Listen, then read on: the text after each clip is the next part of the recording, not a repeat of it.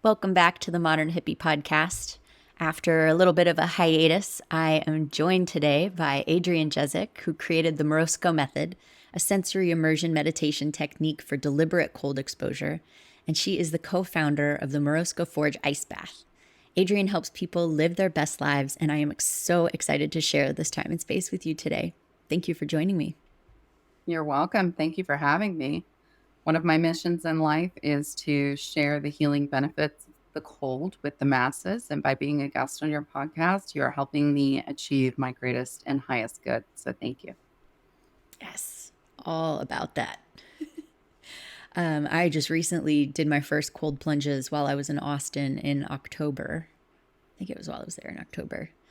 And it's powerful. It's powerful stuff. How did good?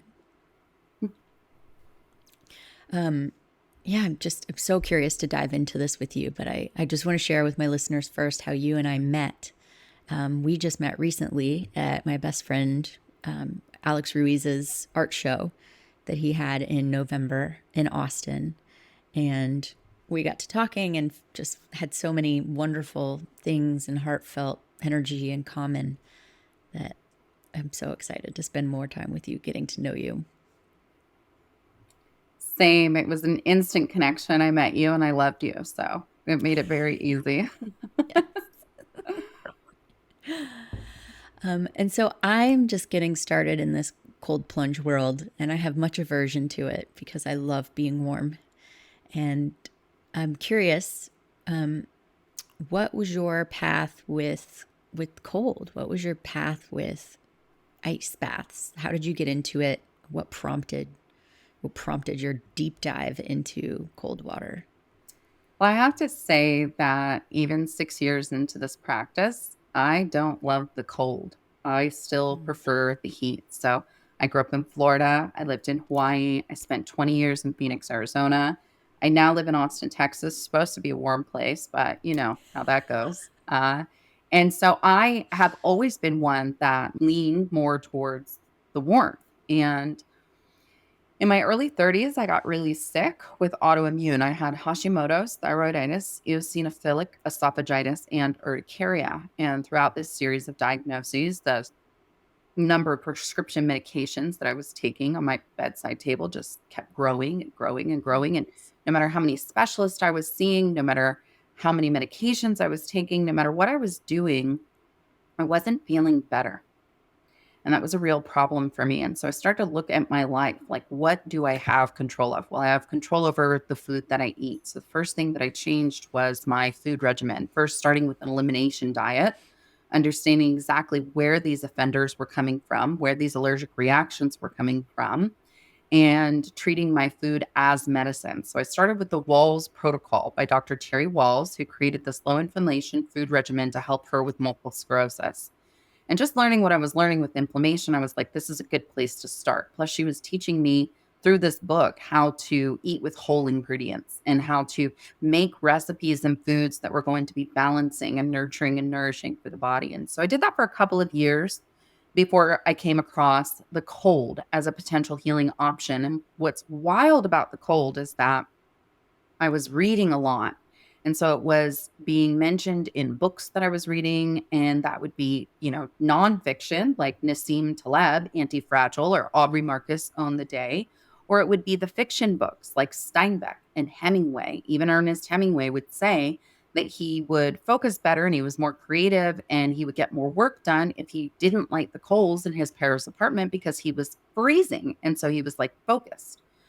And so everything that I was reading and everything that I was learning was pointing to deliberate cold exposure as a healing therapy. And so at the time with my ex-husband, we bought a big metal horse trough. We purchased a few 100 pounds of ice, invited some friends over and said, let's give this a try. Let's just see what this is all about. And we started with Wim Hof breath work, which, if you're not familiar, is a very hyperactive, hyperventilative, holotropic breath work. It's very high energy breath work. It puts you into a state of anxiety on purpose to teach you how to breathe through that.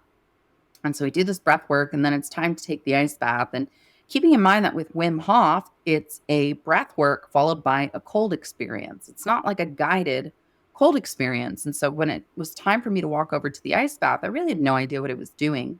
If you want to see this, there's a really funny video. All you have to do is Google Adrienne's first ice bath, and you will find a video of me taking my first 9-second ice bath. So I put one foot on each side of the tub. I put one hand on each side of the tub. I dropped myself in, held my breath underwater. Turns out that's 9 seconds. And I leapt out and I freaked out. And there were two things that happened right away. They told me that I was going to do this practice again, like not that day, but definitely was going to do this again. And the first thing that I noticed was the chronic pain that I had in my legs for more than a decade that nothing would touch was completely gone.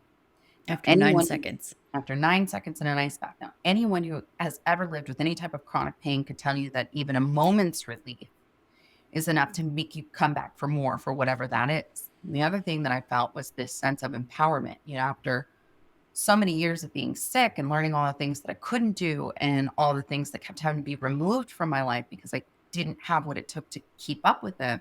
This was an empowerment feeling. This was something I could do.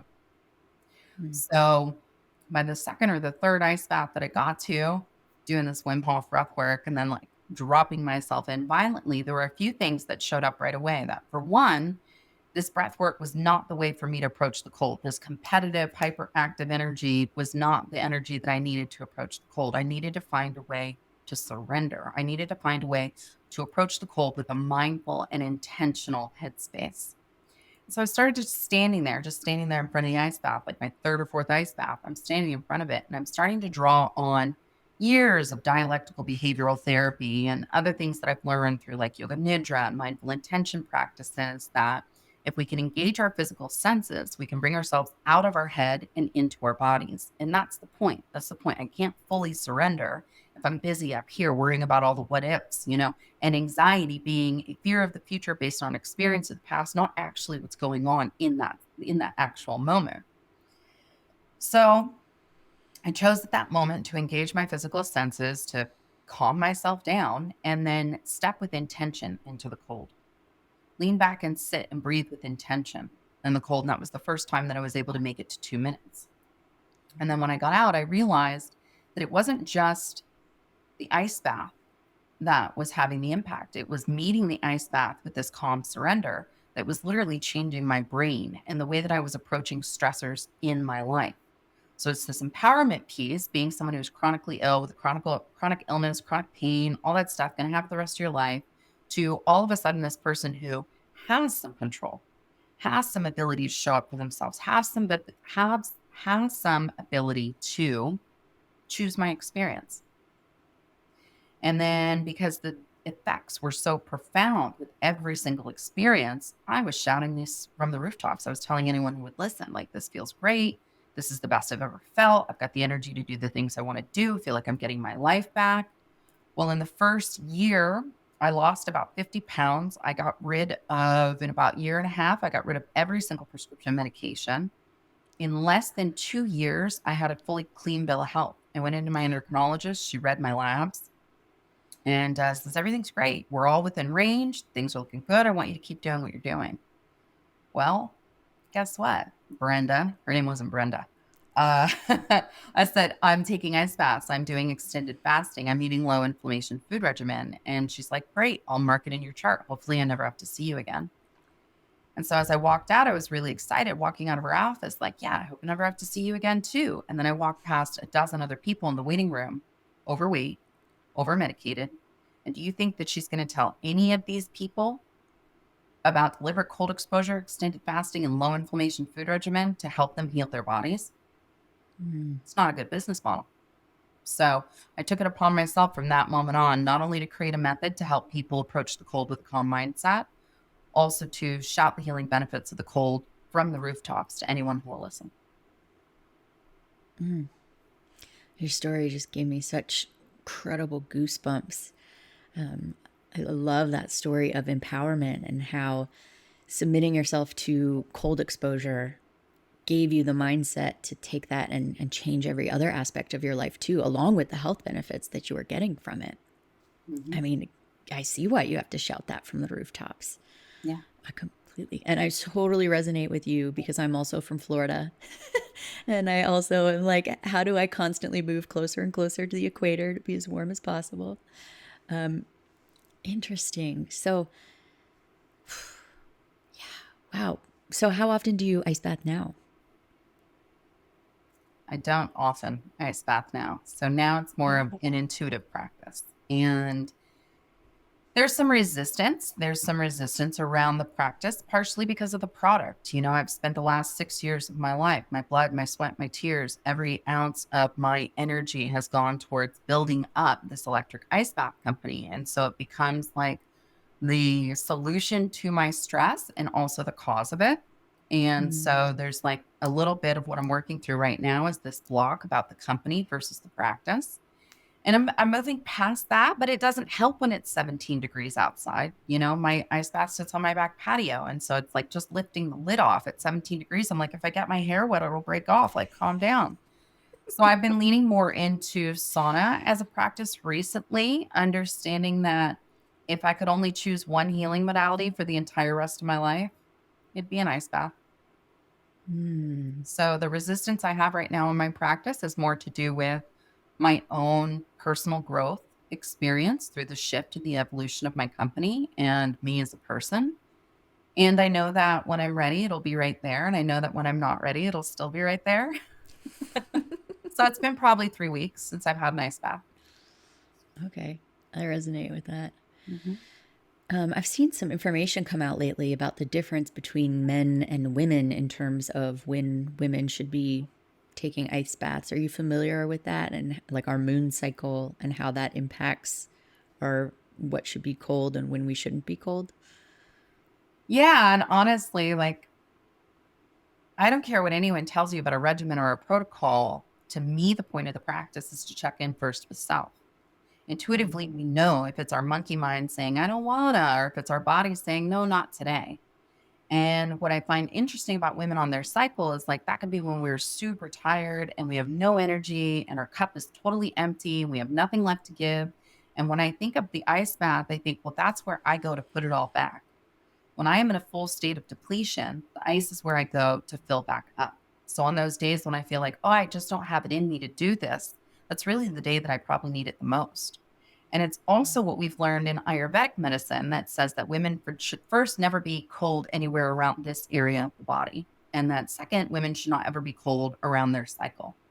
And I go back and forth with Ayurvedic medicine because I'm a big believer in oil pulling. I'm a big believer in herbs as healing. I'm a big believer in a lot of what Ayurvedic medicine has taught us.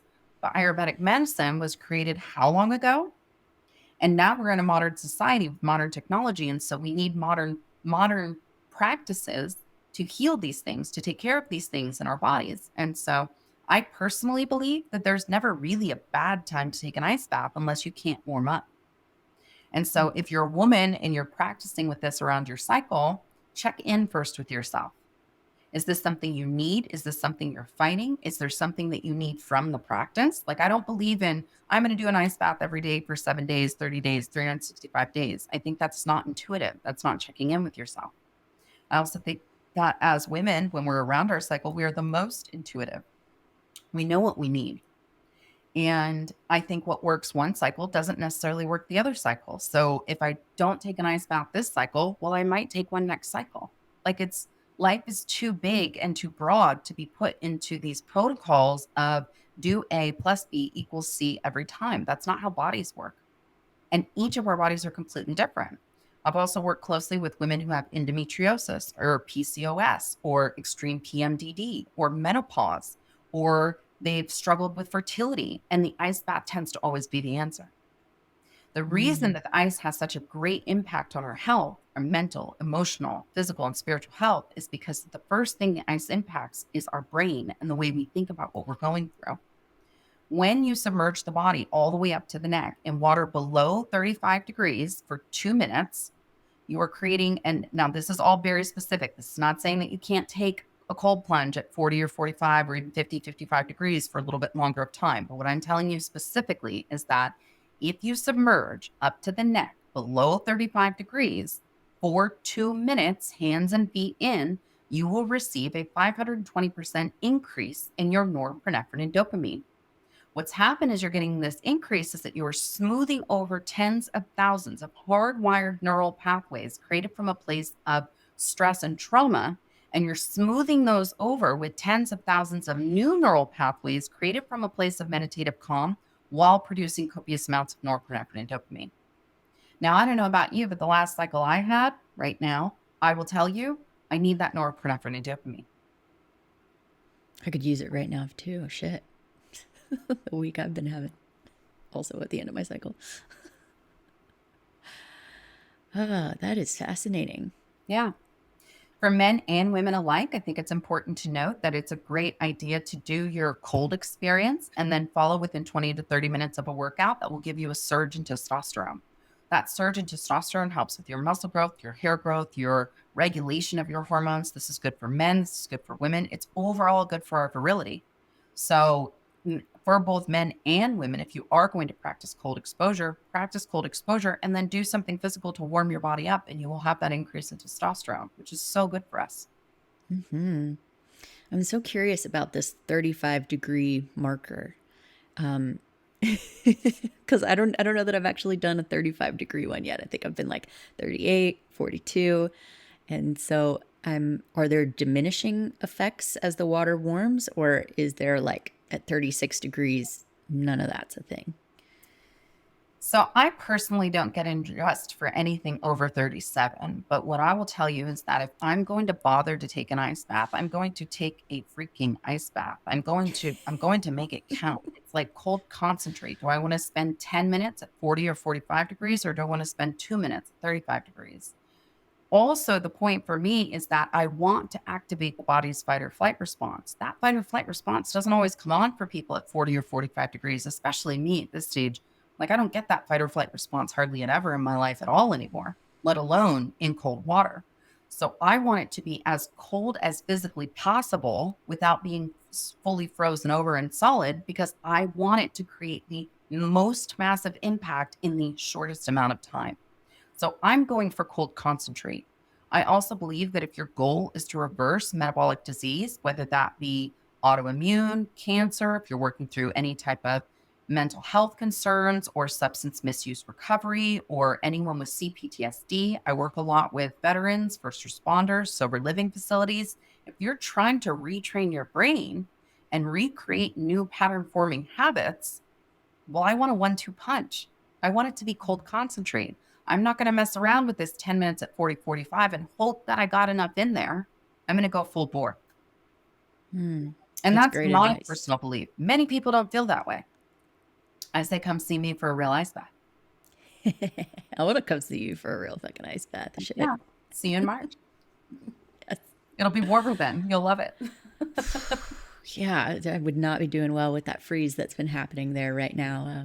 Having been there even through like November when it dropped down to 30s and stuff, I was like, get me back. I mean, but it's cold at the fucking beach too. Like the fact that people think it's warm in California is the biggest myth I've ever heard coming from Florida. Never warm in California. I don't even like California. I know. I wish there was like one more state farther south that could do it for me. Yeah, I think neither of us are like going back to Florida. We're like, that's not an option. I know. Yeah, once you leave Florida, it's like I can't go back. But I sometimes entertain the idea. I'm like, could I maybe do like Miami, or not from Miami, Fort Lauderdale? No. If I did, it'd be like Fort Myers or Sanibel Island, or like somewhere in the Panhandle. Send me over there with all those old people. I'll be fine. See, I enjoy the crazies. We get along so well. And so then you developed a method for getting in the ice bath, for what to do in the ice bath. Tell me about that. Yeah. So like I said, the Wim Hof method didn't resonate with me. And I think it's a great method. Like everyone should try. If you've never tried breath work, try a holotropic hyperventilative breath work. It'll change your life. It's freaking amazing. And when I was doing the Wim Hof breath work, I would experience like the rainbows and like the rolling water massage on my body. And it would do all these wonderful things for inflammation and like waking me up and like making me alert. But that was like that competitive, challenging yang energy. And what I had realized through this practice with cold exposure was that I lived my entire life in a state of that yang energy up until this point. And I believe it was part of why my body got sick, because you cannot keep up with that energy 24/7 throughout life. Like eventually your body's just like, I'm tired, I'm done, I've got it, I've had enough. And so I was looking for something else. Like there's got to be a better way to do this. And there wasn't. There simply just wasn't. There was no guided experience for deliberate cold exposure. And what I was doing was I was inviting people into my home and carrying them through this practice as the same way that I carry myself through it. Well, by the time I took an ice bath to Burning Man in 2019, I spent the first 6 days, about 3 hours a day, guiding hundreds and hundreds and hundreds of people through the experience. I realized I need help. I need more than one person who can do this technique to help me do this at Burning Man next year. Like I wasn't even thinking that big picture. I was just like, when I come to Burning Man next year, I need help. And it was throughout the course of Burning Man that I was like, oh, this isn't just for me and Burning Man. This is for the masses. Wim has that big yang energy. Well, I'm the yin energy. I'm the calm. I'm the nurturing. I'm the surrender. I am the here to guide you using full sensory immersive, mild little bit of hypnosis to carry you through that state of fight or flight response. And so I threw myself into learning all about sensory immersion, hypnosis, mindful meditation, and what it meant to create an actual certification course for teaching people this experience so that I wasn't the only one. And that's exactly what I did. So I created the Morozko Method. It is now a trademarked method. It is only is the very first in the world of its kind of actually guiding someone through the state of fight or flight in cold exposure. The beauty of it is that when you learn that repatterning in the ice with the Morozko Method, this technique translates anywhere in life that you experience extreme stress, which is partly why I'm working now closely with veterans, first responders, and sober living facilities, because these are all opportunities where we can repattern and retrain our stress response system in the cold with this method. But then everywhere in life that we continue to experience that stress response, we can employ it like that. That is so powerful and so needed for this world that we find ourselves in, with everyone riddled with anxiety, riddled with swipe culture, causes more anxiety, riddled with the traumas that they're actually experiencing and not knowing how to process them out because they're swiping instead. Fascinating. What is one of the biggest transformations you've helped someone with? That's a loaded question. One of your favorite transformations you've seen? That's also a loaded question. So I'll just share some circus level stuff here. I've seen people reverse cancer. I've seen women get pregnant after 10 years of IVF and totally giving up. I have seen men avoid surgery for their prostate because they were able to produce testosterone naturally after they were told they never would be able to. I have seen families reunite and recommunicate, couples reunite and recommunicate because they've had this profound experience together. I have seen veterans get their lives back, whereas before they never felt safe anywhere they could go. Now they have a practice that helps them feel safe everywhere they go, and a practice they can come back to when and if they do not feel safe again. I've seen people who have never been able to stay sober longer than a week now stay sober for years, and then now use this practice to help others in their sobriety. I have seen women who suffered from endometriosis from the time they were teenagers to all of a sudden being in their 40s and getting complete relief. I've seen so many people avoid surgery, avoid medication, avoid death because of this practice that I couldn't even begin to list with you the thousands of people that I've worked with or that I've guided or that I've spoken with, that this practice has completely transformed and changed their lives. Those are some powerful transformation. Over here getting goosebumps about just what it can do for someone, what it can do for everyone, every single person can There's benefit. something in it for everyone. And so it used to be people would ask me, well, what's an ice bath good for? And I could talk to you until I'm blue in the face about that and then some. And now I like to say, why don't you tell me what you're working on and I'll tell you how the cold can translate. Because the truth is that there's something there for everyone. Even if someone has Raynaud's, which is where you like get fully numb fingers and it feels like pins and needles in your fingers, your toes when you're exposed to cold exposure. And the first thing the doctors will say is, well, then if it hurts when you're cold, avoid the cold. First thing I say is go get cold, because what that is a circulatory issue. And so if you're not working out your vascular system, how is it ever going to get any better? I know 4 different people who have fully reversed Raynaud's through a cold exposure. Two of them doctors who are like, this is impossible. There's no way. And then boom, no more Raynaud's, because they actually did the thing that the doctor told them not to. Mm. So keeping in mind too, our health is our responsibility. Even if we need medication, even if we need life-saving surgery, these things are necessary. I'm not saying anything against doctors here. I'm saying we have a responsibility. It's our life. What are you showing up to the table with? How can you describe your symptoms? How much work are you doing to care for yourself mentally, physically, emotionally, and spiritually? You don't have to believe in God to be a spiritual person. But all of these things mean something. There's got to be something out there greater for us to want to do better and be better and want to evolve and change and just even stick around for a while. Yeah, I mean, that was something I struggled with much of my life, just wanting to stick around. But I think you make a really wonderful point about healthcare in general, and that it is our responsibility. And like, doctors tend to treat people with this just like one size fits all, but it's so far from one size fits all. And it's getting to know your body, learning when you take something, does that feel good? Does that not feel good? Is this helping? Is this not helping? And what else could you be doing? Because there are so many other natural ways other than taking all of the prescriptions that eventually have their own pharmacokinetic and pharmacological interactions with each other that they say they know, but sometimes it's not a perfect science, and your body's different, and taking that into your own hands. Science in and of itself is not perfect. It's curiosity, it's discovery, it's trial and error. And no, there's not one protocol for every body or every illness, because every body and every illness is different. And a doctor can't possibly know who you are, what your lifestyle is, what you're willing to do, what you're not willing to do. I believe also, like, childhood trauma has an effect on our gut biome, our head biome, like all of these different things are connected. So unless we're looking at it as a full approach, we're not looking at the full picture. Mm-hmm. Yeah, something I struggled with my whole life was how to this feeling like I never had energy. And I never had energy. I was always tired. I could take a nap in the middle of the day for 2-3 hours. I could sleep at night I slept one time for 29 hours because I had nothing else to do. And I would wake up and I always felt like there was this like 6-inch thick plexiglass between me and the world. And it wasn't until I finally slowly, I guess, got away from it. I think the first thing I did was adopt a gluten-free diet, that I noticed like, hey, I don't need a nap in the middle of the day anymore.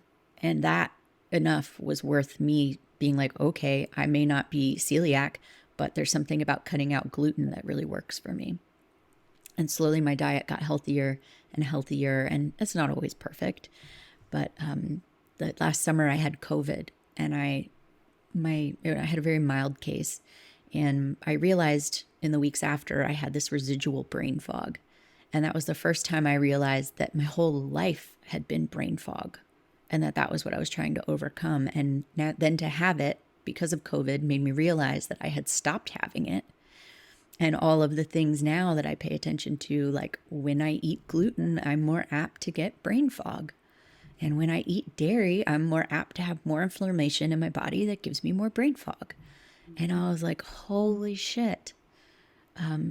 These things that I'm not allergic to by any sense of the word, I'm having this inflammation response, and it's just like not good for me in my body. And paying attention to that. And I see so many other people just being like, well, send it. They say wheat's good for you. They say cow milk is good for you. And like paying attention to, like you said, science is a curiosity, but the science is always changing. And who paid for the science? I heard an interview with someone the other day who left her university job because she was getting so upset that the universities were insisting that now they state their socioeconomic background. Like, I am a white woman who was raised in a middle-class society, and this is my take on the science that I'm doing. And if it doesn't yield the specific outcomes of what they went in there for, then like their paper will be canceled. And she's like, I just want to research, and if it doesn't prove what it is I went in there to find, I want to see what it does prove. And so like all the science is getting so skewed that it's so important for us to do our own investigatory research. I think there's a common misconception too. Like when someone says, oh, I can't have gluten and I don't eat gluten. Well, are you eating gluten-free pasta? Can you read all of the ingredients on your box of gluten-free pasta? Do you know what they are? Do you know where they're coming from? Oh, I don't eat dairy, but I drink oat milk and soy milk. Do you know what soy does to the body? Have you looked into what soy does to the body? None of us should touch soy. No one should touch soy. That's straight up poison. I'd rather drink a glass of gasoline than soy. So people will tell themselves that they're healthy and that they're following a healthy food regimen because they're gluten-free. But if you're consuming all these products that are still the same products, they're just the gluten-free version of these products, I encourage you to read your ingredients. Read your ingredients. Know what you're putting in your body. If it's not a whole ingredient food, it doesn't pass my lips. So you cook all your meals and... No. Okay. No, but if I order a steak, I get a steak. You know? Like I'm not going for mac and cheese. And if I do, I understand what that means. Like I live clean to a point that I understand that if I eat mac and cheese, these are going to be the results. And also because I live pretty clean, those results don't stick around very long. But if I'm eating mac and cheese once a week, or if I'm eating it twice a week, there's never any time for my body to recover from that. So it's like, I don't follow a super strict food regimen other than that it has to be food. Is this food that I'm putting into my body? All right, sign me up. I drink heavy cream every day. I live for heavy cream, but it's like real, you know, it's not full of preservatives and organic, or full of preservatives and hormones and steroids and antibiotics. It's real. Do you get yours straight from a farm? Local pastures right here in Austin. I've heard of that going around there. Yeah. Cool. Yeah, I should do that. Not an affiliate, just a big supporter. So what's your take on alcohol? I like it. I don't abstain. I did abstain for a while. So Burning Man 2022, I quit everything. I quit alcohol. I quit marijuana for the first time in 20 years. I had like a near daily habit for over 20 years with marijuana. I quit cold turkey. I stopped all psychedelics, all ketamine, all everything in October of 2022. And I went full sober for about 6 months. And I would only have like maybe a drink here or there over that 6 months because I was making some big life changes that I needed to make sure that my head and my heart and my body were fully clear in order to make those changes. I also needed to understand who I am without the additional extras. And I've actually only recently started incorporating alcohol back into my life with any regular consistency. It's still only going to be a drink or two, not more than that, because I understand that alcohol specifically does not provide any nutritional benefits to my body. So THC, cannabis, CBD, those absolutely provide nutritional benefits to my body. Mushrooms, absolutely nutritional benefits to my body. Alcohol does not. So I understand that if I consume alcohol, I'm increasing my inflammation. I'm increasing my likelihood of brain fog the following day. I'm increasing my likelihood of emotional dysregulation for at least 48 hours. So I understand that I'm putting myself a little bit underwater by choosing to take a drink today. And if I want champagne on New Year's Eve or with my oysters, I'm going to do it, you know. But I have a pretty healthy relationship with alcohol in that it's never been in control of me. That's wonderful. Yeah, I've recently regulated my relationship with alcohol. I used to have a terrible past with it. Terrible. Like 3 DUIs, partied all the time, drank till I was blackout drunk. And that went along with like living the life of a professional wakeboarder. Or so it seemed, so it felt at the time. But now it's like checking in with the body. And for me, it's the fastest thing to like drop me down to rock bottom. Like you said, that emotional dysregulation. And so I'm always checking in with myself and like, do I have the emotional bandwidth today to get thrown off my game if that happens? Like it, and because I've seen it, I've seen like, oh, you know, like 5 days over Thanksgiving, I had a drink every day. And then the week after, I'm so depressed and I don't want to get out of bed and I don't want to live and I don't want to do the slightly hard things. And I'm like, where the fuck did that come from all of a sudden? Like I was good before. And then it's like the emotional dysregulation. And Yeah, not to mention at 43 years old, I don't need help with these fine lines. I don't need help with these bags under my eyes. Like, I'm not going the surgical route. So I better make sure that if I want that 30 to 45 minutes of a buzz, it's going to be worth everything that I'm giving up for it. And sometimes the answer is yes. Yeah. Mm-hmm. And how have psychedelics impacted your life? Boy, you got a lot of great loaded questions, Barrett. I love it. Psychedelics have impacted my life in so many ways. I've done ayahuasca, bufo, mushrooms, acid. I've done MDMA. I've done SAS. I've done a lot of different things. I've done ketamine. I've done a lot of different things. And at this stage in my life, what I realize is that if I'm going to take any type of medicine journey, probably am going to be alone because I go in. Like, first of all, my eyes are closed. I'm lying down. I'm not associating. Like, there's no medicine that you're going to give me that I'm like, oh, up, let's party, let's do this thing, unless maybe a small dose of mushrooms. There are some times when I can take a small dose of mushrooms and I'll get that like out being with people experience. Every other medicine, forget it. Adrienne goes right to sleep. I go internal. I might have a journey, I might not. And so I've just fully let go of the idea of what I think psychedelics are supposed to do. I think that I will revisit ayahuasca and bufo at a certain point, but it will be only bufo from the actual toad, not the vaporized, DM5-MeO DMT derivative that is man-made. That's not, I've done that as well. That's not for me. So what I've learned truly for me is that I can get more of a psychedelic experience and grounding doing dieta with a linden herb or root, or, I'll say a common one just so people know it, like a basil. Like if I do a dieta where I'm bathing with it, drinking it, smoking it, smelling it, like really getting to know the herb, I will have more of a psychedelic experience in that than I would taking a hit of acid where I would just go to sleep. Did you dieta basil? No, actually, basil is just such a common one. I don't even think of it. But it might be good too. Might be good too. Yeah.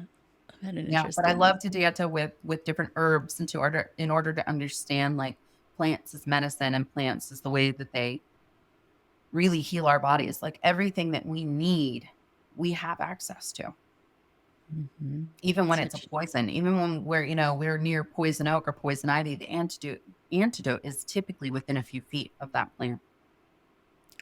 How beautiful is nature in that regard? It's like always in balance, always like, here's the dark, here's the light. Mm-hmm. Here they are right next to each other. Take your choice. I can heal you or I can help you live. Where do you want to go today? Right? Yeah. So what are you most excited about right now? What is lighting you up in your world? Where are you going? Well, I am excited to take the Morozko method to a whole new level. So I am focusing on my method solely now. I've separated the entities of Morozko Forge and the Morozko method. The Morozko method is solely owned and operated by me. So I'm hosting in-person workshops. I'm really excited. I've got one in Sedona at the end of this month. Already sold out, guys. Can't jump in on that one. Austin, Texas on February 9th. Denver, Colorado on March 14th. Boca Raton, Florida on April 14th, and Boca Raton, Florida on April 20th. I am also revamping my online course and offering. That's open enrollment at any time. So even if you can't make it to an in-person workshop, you can always go to the online option. You can reach out to me for that. And that's open enrollment, self-guided, self-paced course, still about approximately 8 hours of participation and activities. I'm also incredibly excited to be in an art container creation with some friends of mine, Alex Ruiz, who you mentioned, and Corey Hindemet, and my friend Kimberly Muffery. We are creating this deep container of healing, of body art expression and light in order to shed layers of what does not serve us and call in and bring forth what does. And that's been a beautiful container to be creating with some incredible people. We've got a lot of good things coming up. Mostly those are booked individually and privately. If we do anything open house style, we kind of let people know in advance, but we're scaling back on that a little bit. And that's been a whole other layer of expression because it all started with just kind of trying things out in art and expression. And I was blessed enough to be the first person to receive the drawing on with light projection, body light experience, and then chose to step into the full nude experience of that, which had so many layers of healing that I'm still unraveling yet. First of all, in such a safe space of the masculine between Alex and Corey, and then my friend Kimberly, and then also the full expression of being 43 years old, loving every curve, every line, every shadow, every part, every scar on my body in its fullest expression and openness. And then literally that being drawn out of me, every line that Alex put on my body was like drawing out this other layer of healing, this other layer of self expression. And this lack of apology for who I am, where I've been, or what I've done to get here, or who I've become. And so it's this fullest, deep expression of myself. And then with Kimberly taking the photos, I have like memories for life of what this expression and experience has done for me. And now creating a more intentional container for other people. So I think of that as like the workshop experience. And now it's this more intentional creator surrounded by, whereas me as the ceremonialist, surrounded by prayer and meditation and all of this deep intention of what are you transforming into? What are you letting go of? And then the integration piece. So an actual aftercare kit, an actual integration calls with me so that you have someone there to help you process this layered healing experience. So I'm incredibly lit up and excited about that. I also am an Akashic energy and record reader. I mostly work through referral, but people have been coming to me from all walks of life for Akashic energy readings. And that also has transformed my life over the last year. Just going through the training of it. I didn't even think I was going to do anything with it. I just thought, this is going to be good for me to look into myself and my own lineage and healing. And I realized that I'm going to say I'm at the end of a 1,000-year cycle, but I don't actually know how many numbers of years. I just know that it's been every single human lifetime that I have lived has led me to be this person right here, right now. Because never in my human expression have I been able to be as in alignment with exactly who I am as a healer without being burned at the stake or shunned for it or blasphemed for it. So I am finally able to live in my fullest expression of a human being, and that's very exciting for me.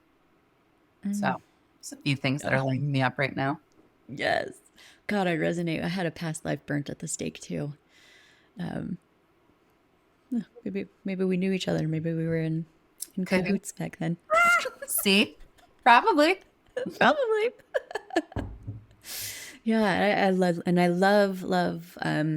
Specifically, I'm very familiar with this art empowerment transformation container that you're creating. Like, I was there the first day that Corey brought the projector to the studio and lit up the art, and Alex and I were just like rolling all over the floor, just like giggling like little school children, being like, "No way, no way!" And I love how much you stepped into being the first person to undergo that transformation, to get nude, to get in your full expression of yourself. And I'd love to hear more about what that transformation felt like for you. If you feel like sharing, like, where were you and where did you go? Well, it was the day after I resigned from my company. So 6 years of my blood, sweat, tears, every ounce of energy and money that I had that was poured into Morozko Forge as a company. And then I resigned. And so that was a big closing chapter. It was also, working with my two business partners, one of which was my ex-husband. It was a completely different dynamic in those relationships. These men that are very, highly technical and scientific and very mechanical. And then moving into this space with Alex and Corey, who are these very like in flow, in expression, in like sensuality without sexuality, can be such a safe space to explore curiosity. And it was also closing the chapter with my ex-husband and opening myself into what it means to be 43 years old, twice divorced, never had children of my own, got to help raise my bonus children from my baby mama, who I love. And like this full acceptance that every single hard thing that I've done in my life two of which have happened over the last year. Two of the hardest things in my entire life have happened over the last year. Every single one of those things led to me being in this full expression of self. And in a space where,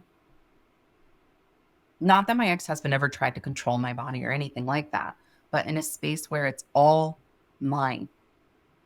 And in a space where for 3 hours, I lie in one position, aside from a couple of breaks, breathing deeply in a meditative space without really moving too much, because those teeny tiny fine lines can't be drawn on if you're like deep breathing very heavily.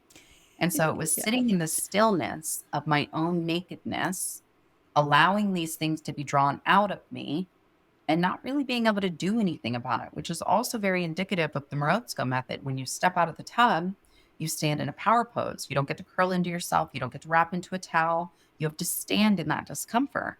And I've spent so much of the last 6 years of my life learning what it means to stand still in the face of discomfort. Because number one, nothing good is created from a place of stress.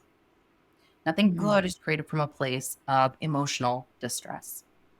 And if we want to create, we benefit from creating from a place of mindful intention. So we have to be in a regulated state, a responsive state, rather than a reactive state in order to get to that. And so by lying there, and this also happened to be an open house with a whole Christmas market downstairs. There were 52 million people just coming in through that door. Like, what are we looking at here?